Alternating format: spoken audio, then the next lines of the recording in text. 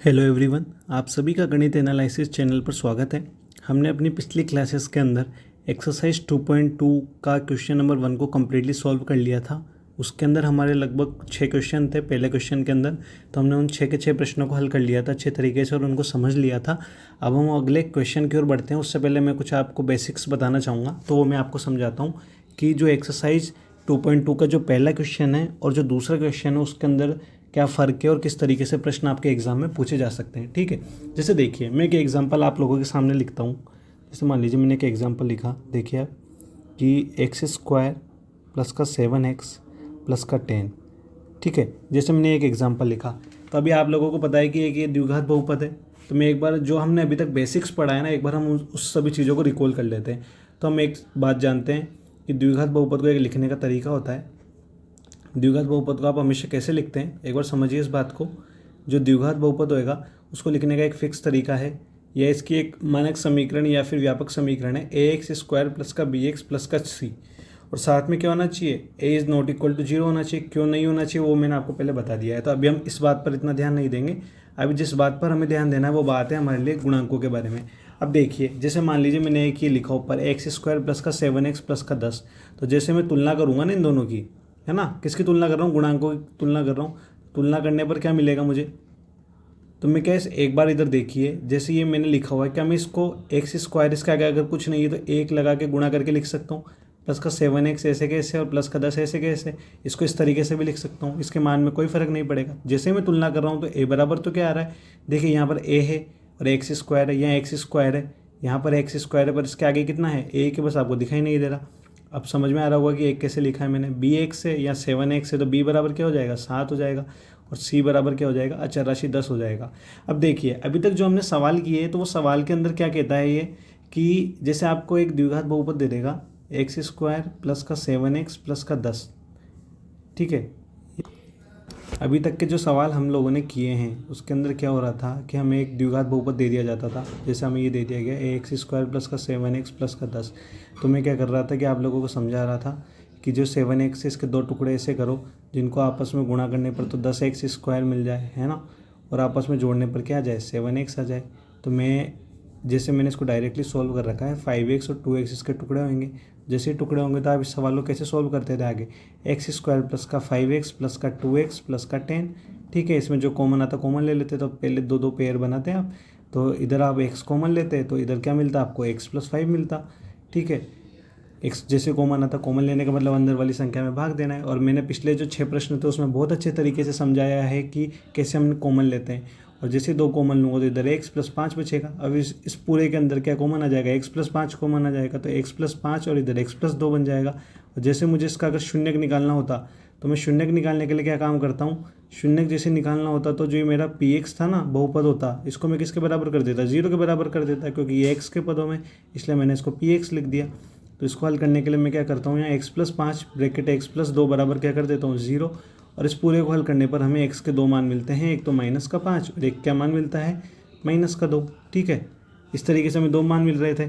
तो फिर इस चीज़ को हमें थोड़ा समझने की ज़रूरत है कि अभी तक का जो सवाल था वो इस तरीके का सवाल था, जिसमें आप लोगों से बस यही पूछा जा रहा था कि द्विघात बहुपद आपको दे दिया जाता और आपसे पूछा जाता कि इसके शून्य ज्ञात करो, और शून्य ज्ञात करने के बाद में शून्य और गुणांकों के मध्य संबंध की सत्यता की जांच करो। तो उससे रिलेटेड हमने सवाल भी कर लिए कि इनके मध्य के संबंध सत्य होते हैं या नहीं होते हैं, वो भी उस बात को भी हमने समझ लिया। पर अब जो आपके प्रश्न आएंगे वो थोड़े अलग तरीके के सवाल होंगे, तो मैं उसके रिलेटेड भी आपको कुछ बेसिक सिखाना चाहूँगा, तो वो मैं आपको बताता हूँ। उसके लिए हम अपनी स्लाइड को चेंज करते हैं। ठीक है, देखिए अब जो सवाल आएगा उसमें पता है क्या होगा कि उसमें आपको एक बार मैं कंपेयर करके बता देता हूँ दोनों सवालों को। ठीक है, एक लाइन खींचता हूँ मैं। देखिए क्या, जो आपको फर्स्ट क्वेश्चन था ना आपकी एक्सरसाइज 2.2 का, ठीक है, कौन सी एक्सरसाइज 2.2 के जो फर्स्ट क्वेश्चन थे ना, उसमें तो क्या कर रहे थे, आपको एक बहुपद दे दिया जाता था पी एक्स बराबर। ठीक है, उस बहुपद को देने के बाद में आपसे क्या करता, एग्जामिनर क्या पूछता है आपसे कि इसके क्या ज्ञात करो, शून्य ज्ञात करो। ठीक है, शून्य ज्ञात करने के लिए कहता है और आप लोग उसके क्या ज्ञात करते हो, शून्य ज्ञात करना। फिर उसके बाद में पहला तरीके का सवाल तो ऐसे पूछता है, वो शून्य ज्ञात करो आप बहुपद देने के बाद। फिर क्या वो पूछता है सवाल कि शून्य और गुणांकों के संबंध को समझो, ठीक है। शून्यक और गुणांक के संबंध, उससे रिलेटेड सवाल उसी के अंदर था, आप लोगों को ध्यान है, ठीक है। और जब आप शून्यक और गुणांक के संबंध की बात करते हो तो आप क्या क्या निकालते हो, एक तो अल्फा प्लस बीटा की वैल्यू निकालते हो, ठीक है, और एक क्या निकालते हो, अल्फा इंटू बीटा का मान निकालते हो, ठीक है। अब क्या होगा, जो एक्सरसाइज 2.2 का जो दूसरा क्वेश्चन है, ठीक है, जिसके हम बात करेंगे, उससे रिलेटेड ही मैं बात कर रहा हूँ यहाँ। उसमें क्या हो रहा है कि इसमें आपको क्या दे रहा है, पहले शून्यकों का योग दे रहा है आपको सवाल में, ठीक है, मतलब आप लोगों को अल्फ़ा बीटा का मान दे रहा है, ठीक है, और शून्यकों का गुणनफल दिया जा रहा है। मतलब सवाल थोड़ा बहुत आपको लग सकता है कि सेम है, पर पूछने के तरीके में फ़र्क है।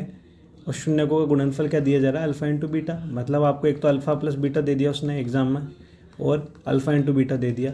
और अब आपसे पूछ रहा है कि पी एक्स, मतलब जो आपका बहुपद है ना, वो क्या होगा। अब आपको बहुपद बताना है, ठीक है, तो उल्टा पूछ रहा है। पहले बहुपद दे दिया जाता था आपसे, फिर शून्यकों के संबंधों को पूछता था। संबंधों में क्या पूछता है, अल्फ़ा प्लस बीटा और अल्फ़ा इंटू बीटा पूछता है। और अब क्या कर रहा है कि आपको संबंध दे दिया उसने, alpha plus beta, alpha into beta, यानी शून्यकों का योग दे देगा और शून्यकों का गुणनफल दे दिया जाएगा, और उल्टा पूछेगा कि इससे क्या बहुपद बनेगा। तो इससे रिलेटेड हम एक काम करते हैं, कुछ इससे रिलेटेड बेसिक फॉर्मूले, तो एक बार हम उसको भी समझ लेते हैं। देखिए फॉर्मूला क्या कहता है कि यदि जैसे मैं पॉइंट लगा के लिख रहा हूँ, यदि शून्यकों का योग एवं गुणनफल आपको दिया गया हो, यदि शून्यकों का योग एवं गुणनफल दिया गया हो, तो देखिए यदि आपको शून्यकों का योग एवं गुणनफल दिया गया हो तो उसके लिए एक फॉर्मूला है। तो हमें एक चीज़ तो पता है कि शून्य कौन कौन से होते हैं हमारे, द्विघात बहुपद है, तो उसके शून्यक तो क्या होंगे, एक तो अल्फ़ा होगा और एक क्या होगा हमारा बीटा होगा। तो शून्यकों का एक तो आपको एग्जाम में क्या क्या दे देगा, एक तो अल्फ़ा प्लस बीटा, ये भी गिवन होगा, ठीक है, यानी आपको दिया गया है, कुछ ना कुछ मान होगा, मुझे मान नहीं पता इसलिए मैंने यहाँ लिख दिया, गिवन हमें कुछ ना कुछ मान दिया गया है, ठीक है। तो उससे रिलेटेड एक सवाल होता है, तो आप वो सवाल ऐसे लिखते हो, बहुपद पी एक्स करके आप ऐसे लिखते हो, बराबर के बाहर लगाते हो। इस के लॉजिक को मैं आगे जो सवाल होंगे उसके अंदर समझाऊंगा। और एक्स स्क्वायर माइनस का alpha plus beta into x plus का अल्फ़ा इंटू बीटा। अगर मैं इसको थोड़ा लैंग्वेज में लिखना चाहूँ तो लैंग्वेज में कैसे लिखूँगा, के एक्स स्क्वायर माइनस शून्यकों का योग, ठीक है, क्या लिखूँगा मैं, के एक्स स्क्वायर माइनस शून्यकों का योग, और पूरा किससे गुणा होगा, एक्स से प्लस शून्यकों का गुणनफल। तो आप लोगों को ये वाला जो फॉर्मूला है ये बिल्कुल याद रहना चाहिए। तो इस फॉर्मूले के आधार पर ही हम सवालों को हल करेंगे। पहला मेथड तो ये हमारा होता है, ठीक है, मैं यहाँ जैसा हाईलाइट कर देता हूँ, ये हमारा कौन सा है, मेथड नंबर 1 है। इसके अलावा भी हमारे पास एक मेथड है, उस मेथड को भी मैं लिख देता हूँ, तो उसको हम बोलेंगे, दूसरा जो हमारा मेथड है ना उसको हम बोलेंगे कंपैरिजन मेथड, ठीक है, तुलनात्मक विधि कहलाती है वो, कंपैरिजन मेथड। तो मैं क्या करूँगा, आप लोगों को दोनों ही विधि से इन सवालों को हल करवाने की कोशिश करूँगा, और आपको बताऊँगा कि दोनों ही तरीक़ों से जो हमारे उत्तर है वो समान आते हैं, उत्तर में कोई फ़र्क नहीं होता। देखिए गणित का एक ये नियम होता है कि तरीके आपके बदल सकते हैं पर उत्तर हमें समान ही प्राप्त होगा, ठीक है। तो कंपैरिजन मेथड को भी मैं एक सवाल की हेल्प से आपको समझाने की कोशिश करता हूँ। उससे पहले जो मेरा मेन फोकस रहेगा इस फॉर्मूले के ऊपर रहेगा कि बहुपद पी एक्स बराबर के एक्स स्क्वायर माइनस का अल्फ़ा प्लस बीटा, ब्रैकेट में x plus alpha into beta. और इसको अगर लैंग्वेज में कोई याद रखना चाहे कोई बच्चा, तो बराबर के एक्स स्क्वायर माइनस शून्यकों का योग, ब्रैकेट एक्स प्लस शून्यकों का गुणनफल, ठीक है। मतलब आपको alpha plus beta into x दिया जाएगा, ठीक है, और साथ में आपको अल्फ़ा इंटू बीटा दिया जाएगा। अभी मैंने आपको बोला था कि एक्सरसाइज जो 2.2 है उसके अंदर पहले सवाल में तो आपसे बहुपद दे रहा था और आपसे अल्फ़ा और बीटा की वैल्यू निकलवाता है और उनके संबंधों को पूछता है। अब दूसरे क्वेश्चन में क्या करेगा एग्जामिनर कि आप लोगों को अल्फ़ा प्लस बीटा और अल्फ़ा इंटू बीटा की वैल्यू दी जाएगी आपको, और उस वैल्यू की हेल्प से आपको यहाँ पर बहुपद का मान निकालना होगा, ठीक है। तो ये हमारे लिए बहुत इंपॉर्टेंट मेथड है, ये मेथड हमें ध्यान होना चाहिए, जिसको एक बार मैं हाईलाइट कर देता हूँ, ठीक है। ये हमारे लिए बहुत ज़्यादा इंपॉर्टेंट मेथड है।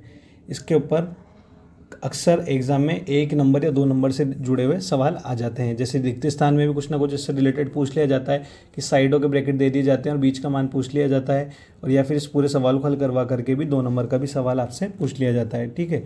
तो ये हमारी जो नेक्स्ट क्लास होगी एक्सरसाइज 2.2 के जो क्वेश्चन नंबर 2 के लिए, उस क्लास का ये बेसिक है। तो आपको ये वाली क्लास ढंग से रिकॉल होनी चाहिए, ढंग से याद होना चाहिए, क्योंकि इससे रिलेटेड हम फॉर्मूलेज को याद करेंगे और इन फॉर्मूले को यूज़ करने की प्रैक्टिस करेंगे। तो आप लोग हमारे चैनल को लाइक करें, शेयर करें, सब्सक्राइब करें और हमें ग्रो होने में सपोर्ट करें।